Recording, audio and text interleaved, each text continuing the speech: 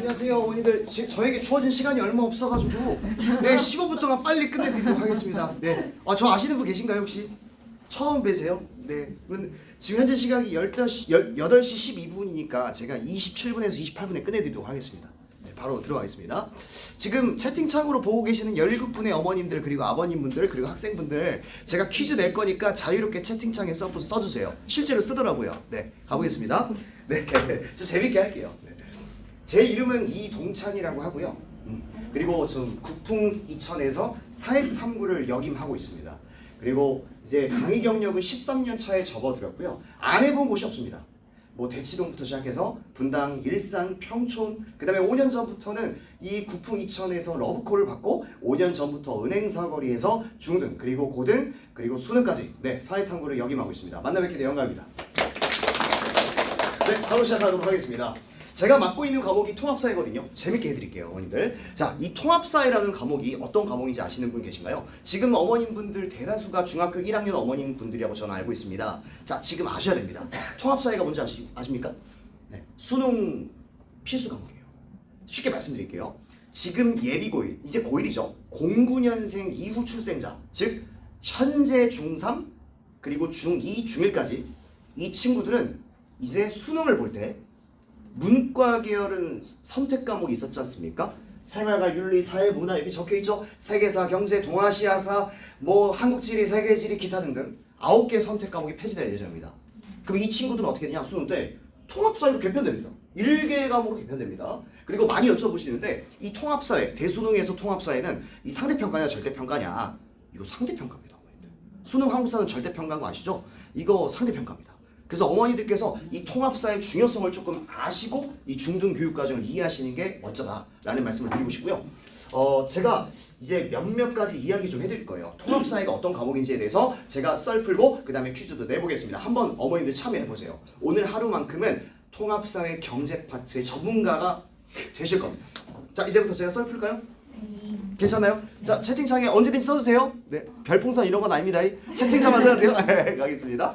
자, 어머님들, 자 이제부터 저는요 통합사회 경제 파트를 한번 보여드릴 거예요. 경제 파트는 기초 파트와 기본 파트와 심화 파트로 나뉩니다. 그 중에서 저는 경제 기초, 자본주의의 역사적 전개 흐름에 대해서 말씀드리겠습니다. 지금으로부터 약 200여 년 전에 영국의 저명한 경제학자가 있었습니다. 이 사람의 이름이 그 유명한 애덤 스미스라는 경제학자가 있었습니다.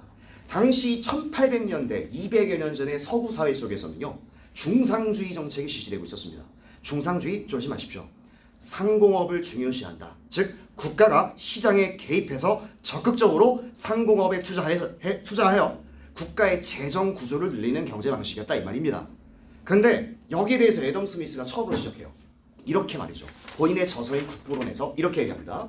국가야 왜 자꾸 시장에 개입하냐. 개입하지 말아라.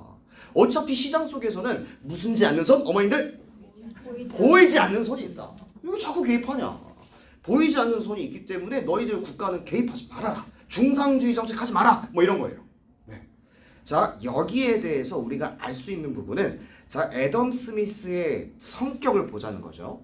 국가가 시장 경제에 개입하는 거 최소화할까요? 최대화할까요? 최소화죠. 네, 그렇죠. 어렵지 않습니다. 네. 자, 그리고 이 보이지 않는 손의 의미는 보통 수요와 공급이 그 가격권을 결정하기 때문에 시장은 균형을 향해 찾아가는데 왜 가사파냐 이 말입니다. 이렇게 애덤 스미스가 얘기했습니다. 애덤 스미스가 주장했던 이런 여러 가지 사상들은요 한 가지 사상으로 정의될 수 있습니다. 바로 자유주의가 되겠습니다.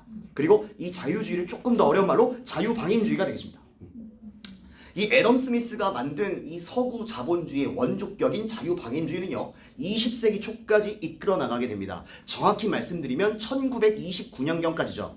1929년경에 미국에서 일어난 이 사건이 있습니다. 영미권에서는 이걸 더 디프레션이라고 하던데 혹시 이 사건 아십니까? 어머니 최고입니다. 대공황입니다. 이 대공황은요 미국 경제가 침체하다 못해 시장이 실패한 엄청난 사건이었거든요. 이 사건, 이 대공황이요 미국에서 시작했을 뿐만 아니라 이 파급 효과가 전 세계로 이어지게 됩니다. 전 세계 경제가 침체된다 이 말입니다. 이 대공황 사건을 겪게 된 서구 세계, 아니 전 세계인들은요 반성하고 다시 한번 생각을 가듬습니다. 야, 애덤 스미스의 이 자유주의 정책은 문제가 있는 것 같다. 그 결과가 바로 경제 대공황 아니냐. 우린 이런 시장 실패를 극복하기 위해 한번 바꿔보자. 어떻게? 국가가 시장 경제에 적극적으로 개입해보자 라는 사상이 싹트게 됩니다. 그래서 1930년대부터 등장했던 이 대공황을 극복하기 위한 사상, 그것이 바로 그 유명한 자본주의를 수정했습니다. 어렵지 않습니다, 어머니들. 자, 무슨 자본주의? 한 번쯤은 들어보셨을 거예요. 수정 자본주의가 되겠습니다. 어머니들 이거 아셔야 돼요. 지금 고1부터는 5등급 세대거든요. 네, 5등급 기준 질문 드리겠습니다. 이제 우리가 아이가 되어 봅시다. 수정 자본주의는 국가가 개입하는 거죠. 그러면 수정 자본주의의 기조는 국가가 시장 경제 개입에 최소화할까요? 최대화할까요? 최소화할까요? 최대화할까요? 최대 아니겠습니까? 이거 다 맞춥니다. 그러면 수정 자본주의의 기조는 작은 정부일까요? 큰 정부일까요? 큰 정부죠. 이게 뭐가 어렵습니까? 네. 자, 이제 3등급 선지 갈까요? 이거 살짝 퀄리티 있습니다. 수정 자본주의는 복지제도 축소가 맞을까요? 확대가 맞을까요? 축소, 확대, 나는다. 어머니들. 확대 아닌가요? 저에게 복지제도는 이렇게 다가옵니다. 복지제도란 세금을 걷어서 국가가 그 세금을 사회적 약자에게 공공부조적 혜택, 금전전 서비스로 더 많은 혜택을 주는 제도지 않습니까? 그리고 소득 분위상 조금 더 사회적 약자가 아닌 부자들에게는 좀 더 증가된 세금 많이 걷어서 이 사회적 약자에게 몰빵하는 구조가 복지제도 아닌가요? 저 보통 이런 식으로 이렇게 강의를 해요.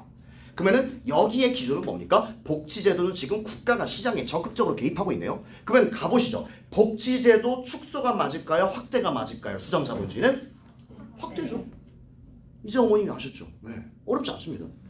이때 등장했던 수정자본주의는 1930년대부터 시작해서 40년대, 50년대, 60년대, 1979년경까지 전 세계의 경제를 이끌어갑니다. 그러면 79년경에 멈췄다는 얘기인가요? 79년경에 한 번 시장 실패를 또 겪습니다. 이 사건이 영미권에서 오일 쇼크라고 하던데 무슨 파동? 석유 파동입니다.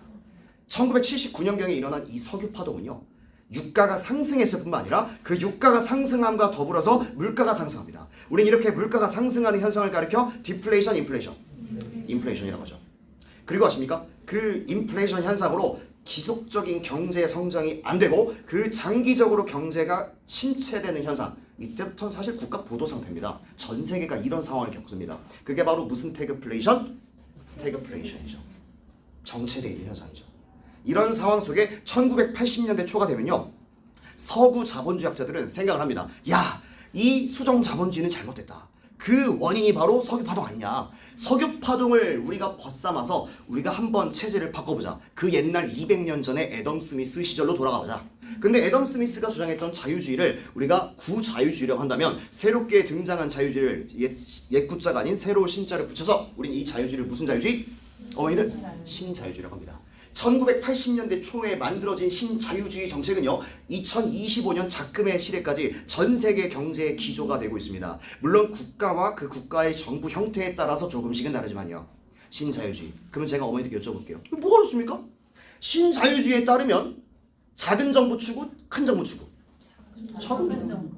복지제도 축소 확대? 축소. 이게 뭐가 그렇습니까, 어머니들? 자, 이제 좀 어렵게 갈게요. 신자유주의는요, 민영사업이 주로 될까요? 공공사업이 주로 될까요? 민영사업 아닌가요? 그렇죠. 이제 1등급 선지 갈게요.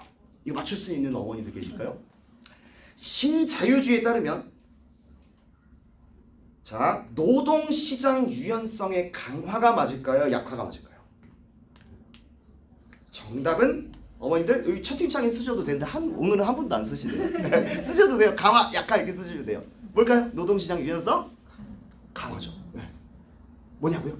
저에게 노동시장 유연성은 이렇게 나옵니다. 노사관계라고 하지 않습니까? 사용자가 노동자를 자유롭게 해고해도 되고 노동자 또한 사용자 눈치를 보지 않고 자유롭게 이직 활동을 할 수 있는 그 기조, 그 기조에는 국가가 시장에 개입하지 않는다는 것을 전제하고 있지 않습니까? 그렇기 때문에 신자유주의적 사상에 맞는 트렌드는 노동시장 유연성, 유연성이라는 게 플렉시블, 얼마든지 유동하다는 거지 않습니까? 노동시장 유연성 강화만이 괜찮습니다. 괜찮습니다. 네. 노동시장 유연성은 강화되는 게 맞겠죠. 네. 제가 말씀드린 건 뭐냐면요, 통합사회 수능 기준으로 경제 기초 파트 보여드렸습니다. 자, 그러면 이제 어머니들, 자 보여드릴게요. 이번 교육부에서 수능 통합사의 예시 문항을 대략 20문제 넣어놨거든요. 그 중에서 저는 하나를 빼왔습니다. 그게 바로 경제 파트를 빼왔어요. 자, 어머니들 풀어볼게요. 이거 우리 아이가 5년 뒤에 이거 풀어야 돼요. 가보겠습니다. 자 보십시오, 어머니들. 전혀 어렵지 않아요. 친애하는 후보 대통령. 자, 전 이거 보고 느꼈습니다. 후보? 이건 미국의 대통령인가? 이런 느낌이 전 들었고요. 미국의 느낌이 들었고요. 저니까 아는 것을 학생들은 모를 거예요. 그래서 중학교 2학년 때 세계사 배우는 겁니다. 보시면 쭉 갈게요. 쭉 가면은 말라 죽은 잎사귀래요. 기업이요. 그러면 지금 적어도 이 상황 경제 호황 아니면 경제 침체? 침체네요. 그럼 두 가지 경우수 아니겠습니까? 석유 파동 아니면 경제 대공황. 그죠? 자, 근데 보시면요. 검은 목요일이라는 거 주가 폭락 사태를 의미하거든요. 이거 대공황입니다. 대공황의 완벽한 시그널입니다. 그러면 어머니들 배우셨죠? 대공황이 나왔으니 이 대공황에 어울리는 그리고 대공황을 극복하기 위해 만든 경제 정책이 무슨 자본주의? 수정자본주의잖아요. 여기서 저가 뭐냐고요? 저는 이 인물을 소명으로 기꺼이 받아들이고 노력하겠습니다. 대통령? 루즈벨트 대통령이 지금 이제 수정자본주의 정책을 실시하려고 하나 봐요. 그러면 이걸 보여주는 선지 1번 자본과 노동자 간의 계급투쟁? 이거 공산주의입니다, 어머님들. 네. 2번 대규모 공공사업. 예, 냄새 나네요. 공공사업은 저에겐 국가 주도가 느껴지거든요. 정답 몇 번이죠? 2번. 지금 제가 말씀드렸던 건 1년의 과정이고요. 이 1년의 과정 속에서 통합사회는 느끼셨습니까? 중학교 2학년 때 왜 세계사를 배우죠? 이거 다 통합사회를 위한 큰 그림이었던 거예요. 안 믿기시겠지만 중2 세계사 때 대공황 배우고요. 중2 세계사 때 시장 자본주의 배우고요. 중2 세계사 때 애덤 스미스 다 배웁니다. 마르크스도 배우고요. 그래서 통합사회가 있는 겁니다. 그러니까 어머니들께서는 사회, 세계사, 한국사, 역사 과목, 암기 과목 이렇게 바라보시면 안 돼요. 조금 더 대국적으로 바라보셔야 됩니다. 우리 아이가 상위권 대학으로 가려면 우리가 사회 과목을 바라볼 때는 조금 더 다른 개념 속에서 우리가 알아볼 필요성이 있습니다.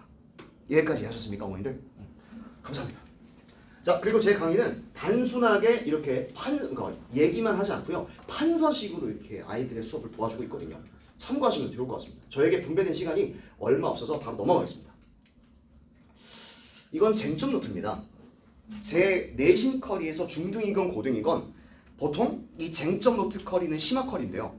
다음과 같습니다. 우리 알고 있잖아요. 구석기 시대부터 신석기 시대로 가게 되면 농업 생산량이 급증했고 잉여 생산물을 저장하기 위한 토기가 등장합니다.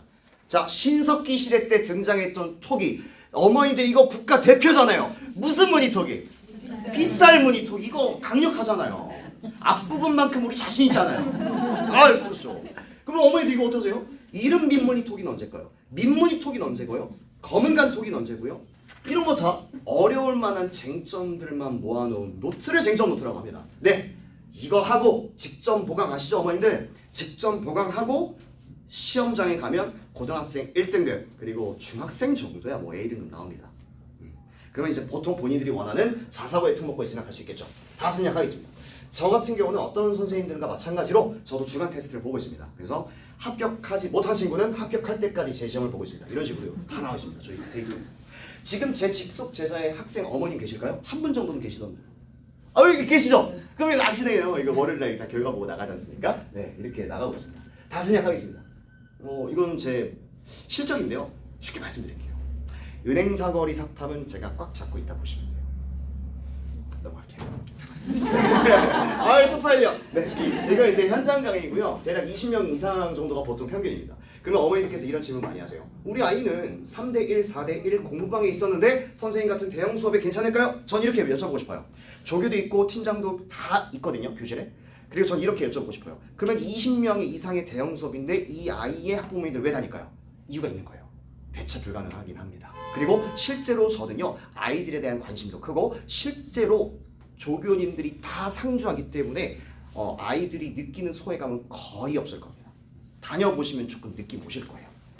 네, 내신 대비 시작했거든요. 지금 이미 하고 있습니다. 혹시라도 어머님들 알아요. 국영수가 사이즈 나오시고 남는 시간에 하시잖아요. 혹시라도 모르니까 사진 자료만 찍어두시고 나중에 훗날에 반드시 요긴할 때가 올 겁니다. 특히 중학교 1학년 어머님 분들이 정말 요청이 많으세요. 중2 세계사 들어도 되냐고. 네, 현재 중1 있습니다. 이 친구는 내년에 중2 세계사 싹쓸이 할 예정입니다. 지금 오셔도 되냐고요? 가능합니다. 가능합니다. 엄청난 도움이 될 겁니다. 왜? 이 친구들은 현역들과 같이 야 내신 대비가 이런 거구나 하는 걸 직간접적으로 느끼고 있습니다. 2명 정도 있습니다. 중학교 1학년 친구들. 네. 토요일마다 1회만씩이고요. 중3 한국사 그리고 중3 한국사 말고도 사회 과목이 있거든요. 이 사회 과목이 통합사의 기초 과목이 되겠습니다. 어머니께서 이 사항을 반드시 염두에 두시면 좋을 것 같아요. 14번째거든요. 고등학교 1학년 어머니 계실까요? 안 계시죠? 그러면 저 이 얘기하고 마치도록 하겠습니다. 전 이렇게 생각하거든요. 한 번 전교권 찍은 제자들은요. 그 왕좌의 자리에서 내려오지 않습니다. 이건 어머님들 아실 거예요. 중1이니까 잘 모르실 수도 있는데 다시 한번 말씀드릴게요. 한 번 왕좌의 자리에 오른 친구, 전교권이 된 친구는요. 그 자리에서 내려오지 않습니다. 쌤 사춘기가 있는데요? 예, 사춘기 있는 거 인정. 근데 그 사춘기마저도 극복하는 쾌락이 동급생에 대한 리스펙이거든요. 그 리스펙을 느낀 전교권은요. 절대 내려오지 않습니다. 제 체감상 그래요. 중학생도 그렇습니다. 왜 그러냐고요? 그 전교권이 한번 찍게 되면요. 아이들이 존경을 하고 야, 넌 진짜 공부 잘하는구나. 이 학생이 다니는 학원에 다 몰려요. 그거 자체가 아이에게는 한 번도 느껴보지 못한 쾌락이거든요. 지금 자녀분들은 국어, 영어, 수학, 과학, 사회 이거 전쟁입니다. 어머님들. 다들 세팅되고 계신가요? 이상으로 마치도록 하겠습니다. 감사합니다.